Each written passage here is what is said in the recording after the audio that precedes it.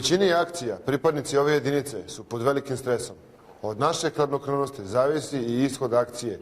To se postiže stalnim i mukotrpnim treninzima gde se naša psihofizička sposobnost dovodi do savršenstva. Još jedan zadatak koji specijalce čini posebnim jeste rešavanje talačkih situacija u otetim vazduhoplovima. Pripadnici specijalne antiterorističke jedinice obučeni su za oslobađanje svih vrsta aviona u srpskoj civilnoj floti. Takve situacije zbog svoje složenosti predstavljaju vrhunac u treniranosti specijalne jedinice.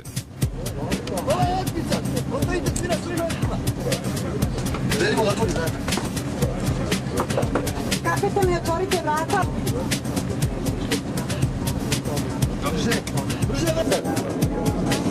Poštovani putnici, zbog novonastale situacije otmice aviona, molimo vas da ostanete na vašim sedištima profesionalno vezani do daljih informacija koji ćete dobiti od menadžera aviona ili od kapetana.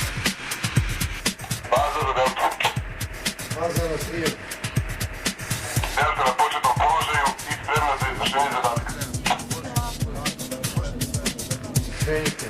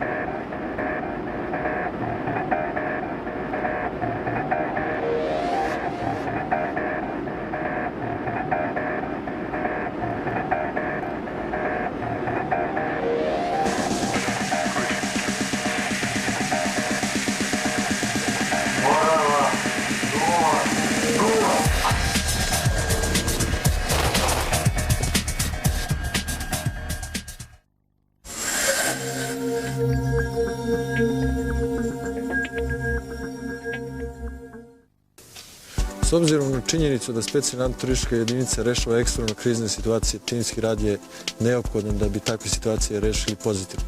Mi smo jedna velika porodica, živimo ko jedan, dišemo ko jedan. Profesija specijalca posebna je i po dužini službe u takvoj jedinici. Najčešće taj rok nije duži od 10 godina aktivnog učestvovanja u akcijama. U našoj jedinici pridržavamo se strogo kodeksa SAJA, a to je ne napuštati kolegu u opasnim i bezizglednim situacijama, zaštititi živote nedužnih i ne upotrebljavati oružje protiv nenaoruženih osoba. Jer na kraju profesionalne karijere ostaje nam samo čista savest i čast specijalca.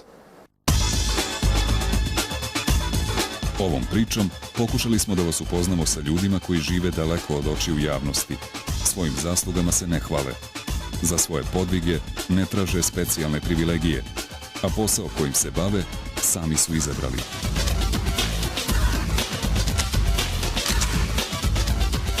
Onog trenutka kada svi ostali stanu i pokleknu, mi tog trenutka idemo dalje do konačne pobjede.